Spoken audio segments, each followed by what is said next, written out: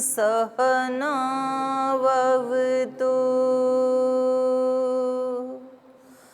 सहनौ भुनक्तु सह वीर्यं करवावहै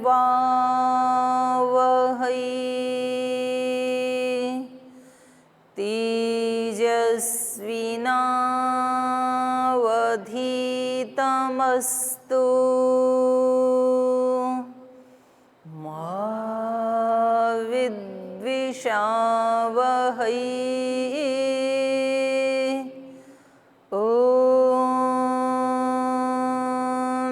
शांति शांति शांति।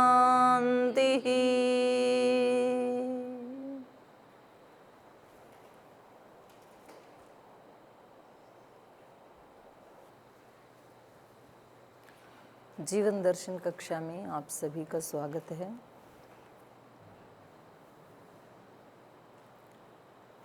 कल चर्चा कर रहे थे कि जिनकी सात्विक श्रद्धा होती है उनको किस प्रकार के आहार प्रिय होते हैं, और जिनकी राजसिक और तामसिक श्रद्धा होती है उनको मतलब प्रीति होती है उस प्रकार के आहार में। हमें कैसे पता लगे कि हमारी श्रद्धा कैसी है, सात्विक है, राजसिक है, तामसिक है, हम कैसे पता लगाएं? तो इन चीज़ों से पता लग जाता है हमारी रुचि किधर है, तो उससे अंदाज़ा लग जाता है। तो आज पढ़ेंगे राजसिक और तामसिक आहार के बारे में। उससे पहले आपका कोई प्रश्न है तो ले लेते हैं। आप कुछ पूछ रहे थे कल।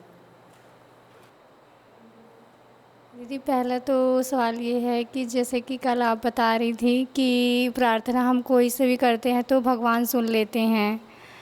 तो एक बार ऐसा हुआ था कि मेरी भाभी का मतलब बहुत स्वास्थ्य ख़राब था, तो मैंने 1 हफ्ते तक प्रार्थना किया था लेकिन उसके बाद भी वो ठीक नहीं हुई। तो क्या इसमें मतलब विश्वास फिर रखना चाहिए या नहीं रखना चाहिए? पहला सवाल तो ये है।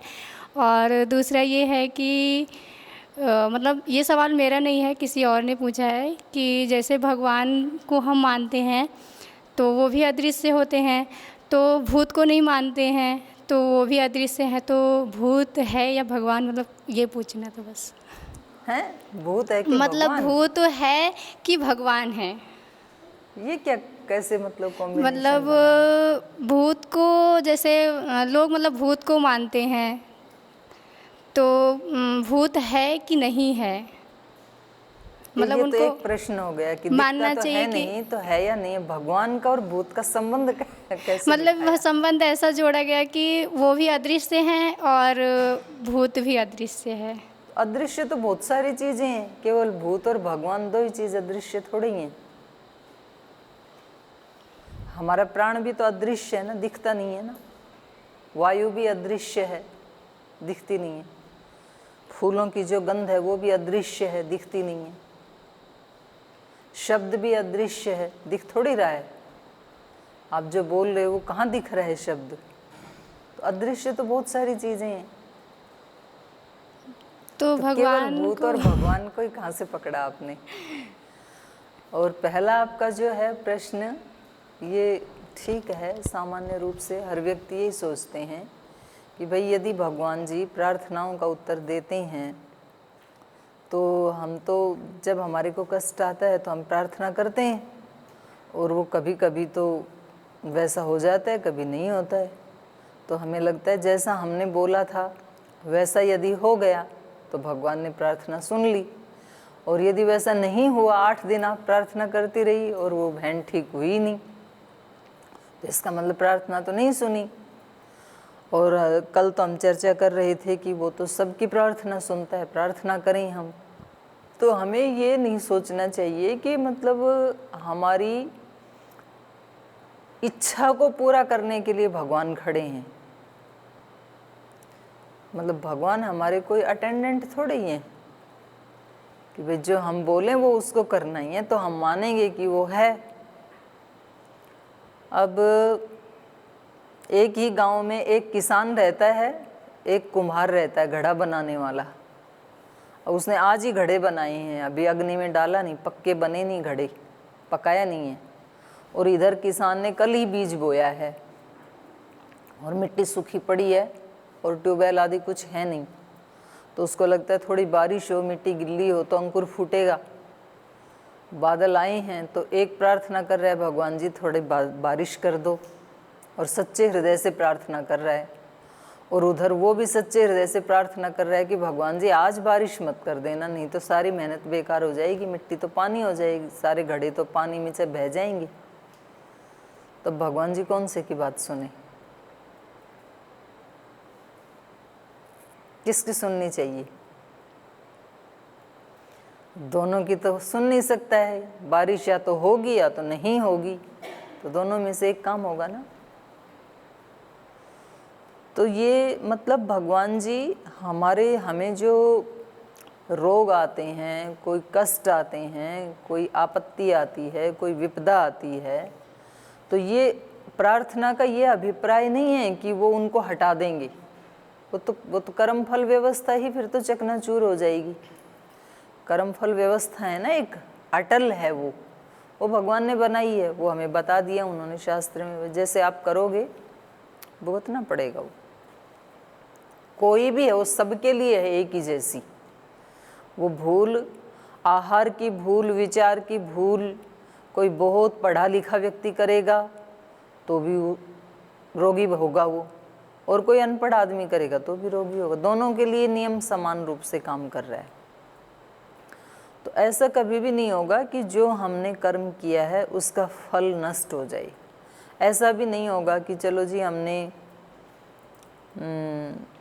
10 तो पुण्य किए थे और 4 पाप किए थे, तो 4 को लेस करके 6 पुण्य का फल मिल जाए हमें। ऐसा भी नहीं होता है। 10 पुण्य का अलग मिलेगा, 4 पाप का अलग मिलेगा।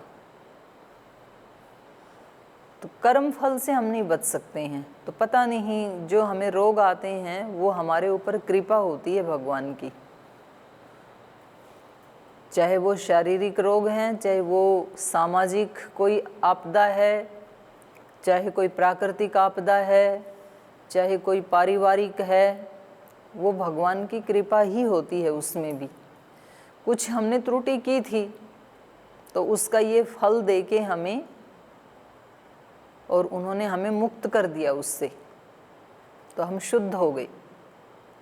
और माँ जब वो मैल उतारती है ना बच्चे का, तो वो भी कृपा ही होती है, क्योंकि माँ शुद्ध बना रही है उसको, बच्चे को समझ में नहीं आता है। लेकिन तो फिर अगला प्रश्न ये खड़ा होता है कि जब कर्म के फल से कोई बचा ही नहीं सकता, वो भुगतना ही पड़ेगा, अच्छा या बुरा, तो फिर प्रार्थना का क्या मतलब रह जाता है?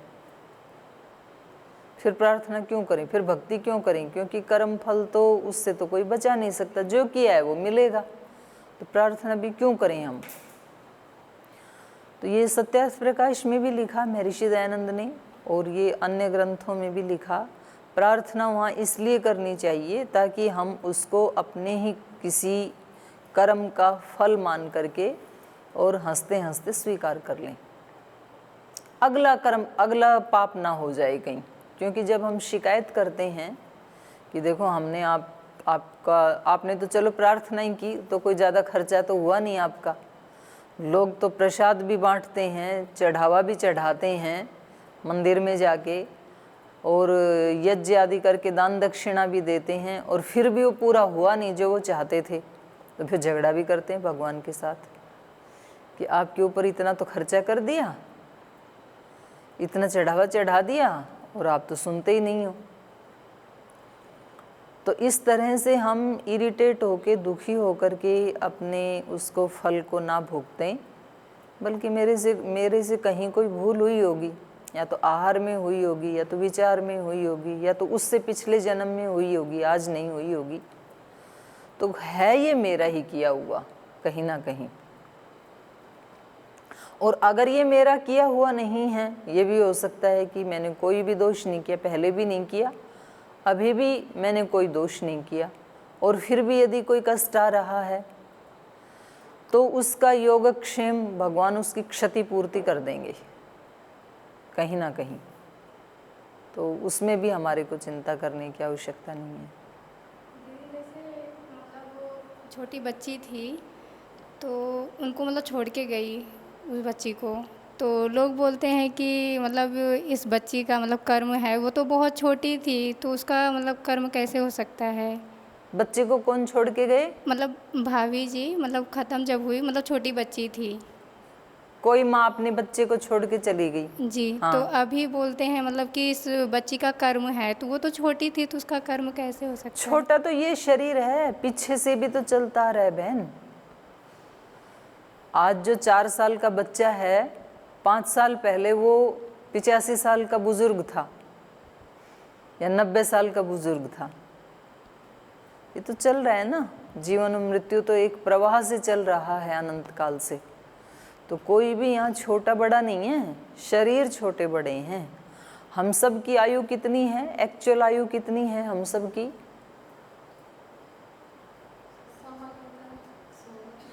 100 वर्ष।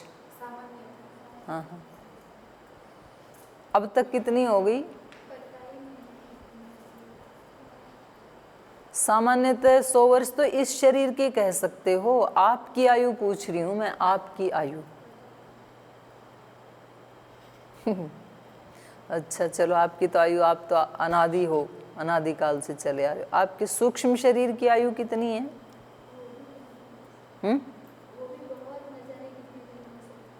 सूक्ष्म शरीर समझते हो? हमारे पास एक तो ये वाला शरीर है, और सूक्ष्म माने कहते हैं, सूक्ष्म मतलब छोटा, जो दिखता नहीं है। मन, बुद्धि, अंतःकरण, चित्त, अहंकार, इसको बोलते हैं सूक्ष्म शरीर। तो ये इसकी उम्र कितनी है? ये मन, बुद्धि, चित्त, अहंकार ये कब बने थे? जन्म के साथ ही बने थे ना? जन्म के साथ नहीं बने, ये पीछे से आ रहे हैं। जन्म के साथ बनते तो सबको एक ही जैसा सब मिलना चाहिए था, अलग अलग मिलते हैं ना जन्म के साथ ही। जाति, आयु, भोग, किसी का ऊंचे कुल में जन्म हो रहा है, किसी का बहुत गरीब में हो रहा है, किसी का बहुत विद्वानों के घर में, किसी का अनपढ़ के घर में, किसी के यहाँ बहुत ज़मीन पड़ी है तो किसी के यहाँ बिल्कुल भी रहने को भी मकान नहीं। तो विविधता देखी जाती है ना। तो ये विविधता कहाँ से आई? ये हमारे मन, बुद्धि, चित्त, अहंकार वाला जो सूक्ष्म शरीर है ना, उसमें संस्कार रहते हैं। जो हम अभी कर रहे हैं वो सारे के सारे ऐड होते जा रहे हैं, और फिर जब ये शरीर नष्ट होगा तो उन सारे के सारे संस्कारों को देखा जाएगा। तो उनमें कुछ ऐसे होंगे जो अभी फल देने के लिए तैयार हैं, उसको शास्त्र में बोलते हैं विपाक। कुछ विपाक को प्राप्त हो जाते हैं हमारे कर्म, तो उनके अनुसार हमारा अगला जन्म हो जाएगा। और बाकी जो अभी विपाक को प्राप्त नहीं हुए उसको बोलते हैं संचित कर्म। वो ऐसे के ऐसे हमारे सूक्ष्म शरीर के साथ अगले जन्म में भी जाएंगे। तो हम आज जो कर रहे हैं इसका हिसाब किताब केवल इसी जीवन में नहीं होगा, यही तो समस्या है। अगर यहाँ का किया हुआ पाप या अपराध यहीं ख़त्म होता तब तो कोई बात नहीं, भाई आज किया, थोड़ा सा कष्ट पा लेंगे, कोई सुखी कोई दुखी, तो कोई बात नहीं, हम अपने दुख को स्वीकार कर लेंगे। लेकिन ये दुख यहाँ समाप्त तो नहीं होता ना, आगे संस्कार लेके जाते हैं हम, फिर आगे भी वही करेंगे। समस्या यहाँ आती है। तो ये जो आप कह रहे हो छोटी बच्ची, ये पता नहीं कितने जन्मों से क्या लेके आ रही है। आज उसकी उम्र छोटी है ना, तो पीछे का भी तो है। तो हमारा जो सूक्ष्म शरीर है उसकी आयु, हम सब के सूक्ष्म शरीर की आयु लगभग 200 करोड़ वर्ष है। जब ये सृष्टि हुई शुरू, तो सृष्टि के आदि में जब महाप्रलय होती है तो सब कुछ नष्ट हो जाता है। हमारा स्थूल शरीर तो नष्ट होते हैं, प्रकृति भी नष्ट होती है, सूक्ष्म शरीर भी नष्ट हो जाता है, तब सब कुछ प्रकृति में लीन हो जाता है, मूल प्रकृति में। लेकिन जो हमारे पाप पुण्य जैसे हमारे इस समय का संचित कर्म है, उसका ज्ञान ईश्वर में रहता है। और फिर जब सृष्टि होती है तो सबको एक नया सूक्ष्म शरीर, एक पैकेज बना के देता है, मन, बुद्धि, चित्त, अहंकार। और वो उसके अकॉर्डिंग होते हैं जो पिछले जन्म में आपके संस्कार थे, वो ईश्वर के ज्ञान में हैं। कि इसका पीछे का अकाउंट हिसाब किताब कितना है, उसके अकॉर्डिंग देते हैं। अब ये कब तक चलेगा हमारा ये सूक्ष्म शरीर? हम सारे लगभग 200 करोड़ वर्ष पुराने हैं यहाँ जो हम बैठे हैं, 200 करोड़। रोजाना हम करते हैं ना वो संकल्प पाठ, एक वृंद षण्णवति कोटि अष्टलक्ष्य। तो इतना पुराना शरीर है, देखो इतने जन्मों का हम लेके चल रहे हैं साथ अपने।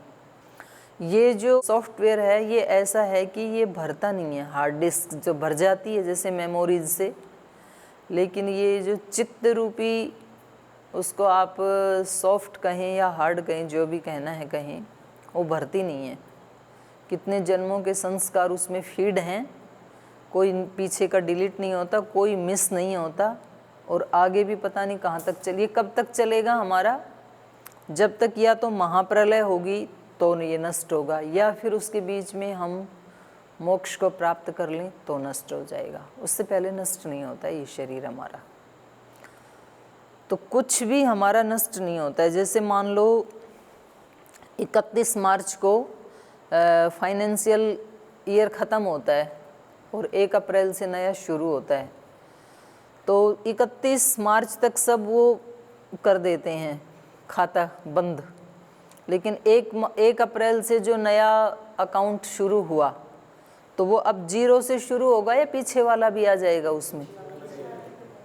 अगर पीछे वाला सारा डिलीट हो जाए तो ये तो बड़ा अन्याय हो जाएगा। किसी के यहाँ 10 लाख थे, किसी के 20 लाख थे, तो वो डिलीट नहीं होता है, वो पीछे का उसमें आ जाता है। तो ऐसे ही जन्म के साथ एक नया तो शुरू होता है खाता, लेकिन पीछे वाला भी साथ ही चिपका रहता है, वो नष्ट नहीं होता है। तो हम ये कह नहीं सकते हैं बिल्कुल भी कि भाई इस बच्चे ने तो कुछ किया ही नहीं। तो ये सब उसी के अनुसार ही होता है, और ये कोई जान नहीं सकता है वो उसके भले के लिए है या बुरे के लिए तो हो ही नहीं सकता है। ये तो विश्वास करना पड़ेगा। ईश्वर कभी किसी का बुरा नहीं करता है, क्योंकि ईश्वर को हम माता पिता कहते हैं। त्वम ही न पिता वसो त्वम माता शतक्रतो बभूव। माँ बाप कभी किसी का बुरा नहीं कर सकते हैं, लेकिन अज्ञान के कारण लोग माँ बाप को भी ब्लेम करते हैं, गुरुजनों को भी ब्लेम करते हैं, ईश्वर को भी ब्लेम करते हैं। तूने बहुत बुरा किया। माँ बाप कैसे बुरा कर सकते हैं? इधर दे दो श्रुति जी को।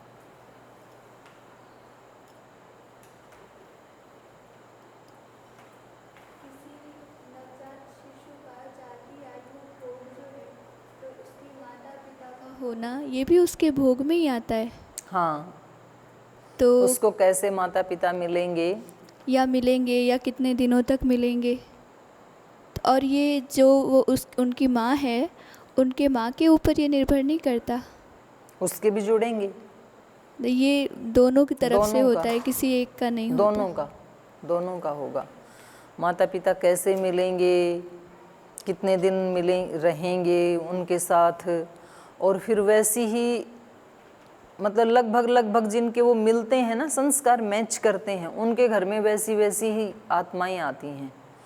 कभी विरल ऐसे हो जाता है कि वो देखने में सामान्य लगते हैं और विशेष आत्माएं आ जाती हैं। अब ये सामान्य और विशेष को देखने की दृष्टि हमारी अपनी है, और ये दृष्टि हमारी ठीक नहीं है। ये राग द्वेष से और दोषों से युक्त दृष्टि है, हम नहीं ठीक देख सकते। माने तखड़ी में जो आप तोल रहे हैं, ये उसके ऊपर निर्भर है कि आप जिस बट्टे को प्रमाण मान रहे हैं वो कितना प्रामाणिक है। अब एक व्यक्ति ने एक पत्थर रख रखा है, वो बोलते हैं 5 किलो का है, और वो उतना अनाज तोल देता है। अब उसकी दृष्टि में तो ये 5 किलो है, लेकिन जब वो ओरिजिनल बट्टा उससे मापा तो वो निकला 4.5 किलो ही। तो हमारे जो ठीक और गलत को मापने के जो हमारे पास तखड़ी बट्टे हैं, जो दृष्टि है, वो हमारी ठीक नहीं है। तो हमें ये लगता है कि भाई कभी कभी ऐसे कैसे हो जाता है, सामान्य घर में कोई विशेष आ जाए, वो तो सामान्य सा व्यक्ति था। सामान्य आप किस दृष्टि से देख रहे हैं? उसके पास मकान छोटा है तो इसलिए उसको सामान्य मान रहे हैं क्या आप? नहीं, उसके पास कपड़े थोड़े से सस्ते वाले हैं तो उसको आप सामान्य मान रहे हैं क्या? इस दृष्टि से सामान्य नहीं देखा जाता है।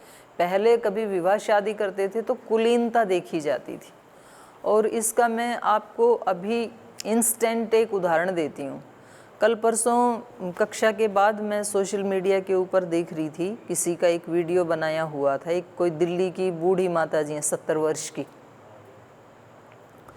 और एक बेटा दिल्ली में है, दो दिल्ली में, एक मुंबई में है, और 2 बेटियां हैं। तो दिल्ली वाले बेटे ने कहा कि मुंबई वाला बेटा बीमार है, उसको जो भी हुआ हो तो तुम उसके पास जाओ। तो उसने भेज दिया, वो बेचारी वहाँ गई, वो ठीक हो गया, उसकी सेवा की, तब तक ठीक हो गया। तो बोले अब तू जा, अब यहाँ क्या कर रही है? तो बोले भैया ऐसे कैसे जाऊँ? तो जो भी हुआ हो, तो खैर उसकी पिटाई करके उसको निकाल दिया माँ को। और वो बेचारी उस पे आके रेलवे स्टेशन पे जैसे तैसे पैदल चल के पूछते पुछाते, तो जिसने उसका इंटरव्यू लिया वो बहन उससे पूछ रही कि अब आप क्या करोगी? तो कह रही कोई बात नहीं, उन्होंने निकाल दिया तो कहीं भीख मांग के खा लूँगी, भगवान उनका भला करे। अपने बच्चों के लिए बोल रही है ऐसे वो, और वो अनपढ़ महिला है, एक सामान्य महिला है वो। और मतलब वो लगभग 10-12 मिनट का वीडियो था, एक बार भी उसके मुख से कोई अपशब्द नहीं निकला अपने बच्चों के लिए, ना बेटों के लिए ना बेटियों के लिए। बोले जी ठीक है, मेरे को यूँ कहते हैं कि ये तो पागल हो गई। मैं पागल कैसे हो सकती हूँ? और मेरे पति गुजर गए, अब पैसे मेरे पास हैं नहीं, तो मतलब अब कोई भी मेरे को अपने पास रखने के लिए तैयार नहीं है। अच्छा, भाई बहनों में भी दिक्कत ये होती है कि अगर बेटियां रख लें तो फिर वो बेटे उनसे नाराज़ हो जाएंगे, भाई बहनों के वैर बन जाते हैं फिर कि तुमने मतलब हमारी बदनामी करवा दी, तुम यहाँ से लेके गई। तो वो वैसे मजबूर होती हैं बेचारी, इच्छा भी हो तो भी नहीं ले जा सकते हैं। एक तो ये उदाहरण है, वो सामान्य महिला है लेकिन इतने बड़े संघर्ष को इस उम्र में और इतना वो सहजता से उसको स्वीकार कर रही है, मतलब कोई किसी को अपशब्द नहीं बोल रही है, कहने के लिए ये सामान्य है। एक कोई दूसरे फिल्म इंडस्ट्री के हीरो हैं और उन्होंने फांसी लगा ली, तो इसमें सामान्य कौन और विशेष कौन है? लौकिक दृष्टि से तो वो विशेष है, वो हीरो है, वो एक सामान्य महिला है। लेकिन संस्कारों की दृष्टि से कौन विशेष है? उसका आप उसके चित्त का विकास देखो, एक शब्द उसने नहीं बोला, तो ये विशेष है। तो हम ये नहीं कह सकते हैं कि जी कभी तो सामान्य घरों में भी ऐसे हो जाते हैं, तो सामान्य वो हमारी दृष्टि में सामान्य है, वास्तव में वो आत्माएं सामान्य नहीं होती हैं, विशेष ही होती हैं वो। तो ये लगभग मैच करता है उस बच्चे का भी, उस परिवार का भी, जाति आयु भोग, तो वो उसके अकॉर्डिंग होते हैं। ऐसा ऋषियों ने अनुमान लगाया है, और वो कहते हैं जी हम ये अनुमान के आधार पे कह रहे हैं, बिल्कुल एग्जैक्ट कोई भी नहीं कह सकता है कर्मफल के बारे में, पर इतना समझ में आता है जो हमने किया है वो हमें ज़रूर भुगतना पड़ेगा। तो व्यक्ति कर क्या सकता है? अब जो कर लिया उसका क्या कर सकता है? कुछ नहीं कर सकता है, जो हो गया सो तो हो गया। आज को बचा सकता है, आज के दिन को, भाई आज मैं जागरूक रहूँगा, आज कोई त्रुटि ना हो जाए। और आप जागरूक रहते रहते रहते रहते सुबह से आपने शुरू किया और 4 बजते बजते बजते बजते फिर कोई ऐसा कर्म कांड होता है कि आप फेल हो जाते हैं, कुछ ना कुछ तो हो ही जाता है गड़बड़। तो फिर आपको लगता है इतने सजग रहे, इतने सतर्क रहे, फिर भी हो ही गया, कोई बात नहीं, हो गया तो इतने घंटे तो रहे ना, 5, 6, 7, 8 घंटे तो रहे, तो कुछ क्षणों के लिए हो गया तो कोई बात नहीं, फिर उसमें लगेंगे। अभ्यास तो इसी का ही नाम है, तो कल फिर लग जाएंगे, 1 घंटे के बाद फिर लग जाएंगे, 5 मिनट के बाद फिर लग जाएंगे उसी में। तो ये अभ्यास हमें ज़रूर करना चाहिए। और जब इस तरह से जैसे रोज़ाना अब हम चर्चा कर रहे हैं, आपस में पूछते हैं, तो इससे क्या है, व्यक्ति को एक संबल मिल जाता है। जैसे कोई भी किसी को पूछने वाला नहीं है तो फिर मन का ऐसा स्वभाव है कि वो प्रमाद में चला जाता है, उसके ऐसे संस्कार और स्वभाव आदत हमने बना ली, अपने आप निरीक्षण नहीं करेगा। लेकिन जब आपको ये पता होता है कि दीदी जाके पूछेंगी कि आज आपने कौन से ऐसे कर्म किए जिनको करते हुए आप जागरूक थे और जिनको करते हुए आपने उनको पहले की अपेक्षा ज़्यादा बढ़िया ढंग से किया, ऐसे कितने कर्म किए आज? अभी मैं पूछूंगी आपसे, तो आप अपने याद कर लो। तो उससे फिर ये लाभ होता है कि हम वो कर लेते हैं, वैसा नहीं तो व्यक्ति करता नहीं है। तो इसलिए इसमें गुरु की आवश्यकता होती है। और गुरु तत्व जिसको कहा है, माने गुरु की बहुत बड़ी महिमा जो शास्त्रों में कही है, तो ये गुरु तत्व क्या है? गुरु तत्व वो है, शरीर के रूप में गुरु तत्व वो है जिसने आत्म साक्षात्कार कर लिया या ब्रह्म साक्षात्कार कर लिया, वो गुरु हमारी रक्षा कर सकता है। जिनको खुद नहीं हुआ वो हमारी रक्षा नहीं कर सकते। तो अब ऐसे ढूंढें कहाँ, ऐसे गुरु कहाँ मिलें जो आत्मवेता हैं और ब्रह्मवेता हैं? तो ऐसे गुरु ना मिलें तो हम शास्त्र को अपना गुरु बनाएं, फिर ये हमारी रक्षा करेंगे, क्योंकि ये उनके वचन है ना, तो ये भी हमारी रक्षा करेंगे। ये उन्हीं के वचन हैं जो आत्मवेता और ब्रह्मवेता थे। जी, मतलब हम कहते हैं कि शास्त्रों के अनुसार कि कोई किसी का कर्म नहीं भोगता। हाँ, मतलब हम अपना ही कर्म का भुगतान करते हैं। हाँ, लेकिन कर्म हमारे कई सारे अपने तो इंडिविजुअल होते हैं, लेकिन सामूहिक कर्म भी बहुत होते हैं, चाहे पति पत्नी का हो, चाहे कर्मचारी या नेता या राष्ट्र का, समाज का, सामूहिक रूप से भी होते हैं। जी जी। तो वो कैसे, मतलब उससे कैसे निर्णित करना चाहिए? हाँ, सामूहिक का हम कई बार अच्छा फल भी भोगते हैं, किसी ने अच्छा निर्णय लिया तो हमें कुछ अच्छा मिल गया। अब चाइना ने कुछ किया तो उसका बुरा भी हम भोग रहे हैं। तो हाँ, ऐसा। तो ये अच्छा प्रश्न है कि ठीक, इंडिविजुअल वाला तो समझ में आ गया, भी जैसा हम करेंगे वैसा हमें फल मिलेगा। अब कोरोना के लिए हमने तो कुछ किया ही नहीं, वो किया किसी एक ने, और फल भुगत रहा है पूरा संसार। अगर कोई देश का प्रधानमंत्री, राष्ट्रपति कोई ऐसा निर्णय ले ले राष्ट्र के लिए, तो वो निर्णय तो एक व्यक्ति का था, भुगतना पड़ता है पूरे देश को। एक वो लोकोक्ति, क्या कहावत है, खता लफ्जों ने की, सजा जमाने ने भुगती, ऐसे कुछ है। मतलब अपराध तो कुछ किसी एक स्पेशल व्यक्ति की वाणी से हुआ, लेकिन उसका भोग कितने लोग करते हैं। जैसे देश के जो पहले प्राइम मिनिस्टर बने, तो उस समय 2 दावेदार थे, नेहरू जी थे, पटेल भी थे। अब बहुत लोगों का ये मत है कि यदि उस समय पटेल के हाथ में सत्ता आती तो शायद देश का नक्शा कुछ और होता। तो ये निर्णय एक व्यक्ति ने किया ना कि कौन बनेगा, लेकिन उसका फल आज तक पूरा देश ने भुगता। उस समय महात्मा गांधी जी ने जो निर्णय लिया पार्टीशन का, तो वो एक व्यक्ति का निर्णय था, लेकिन आज तक भुगत रहे हैं और पता नहीं कितनी सदियां और भुगतेंगे उसको। तो ऐसे हो जाता है। उससे भी छोटा उदाहरण ले लो आप,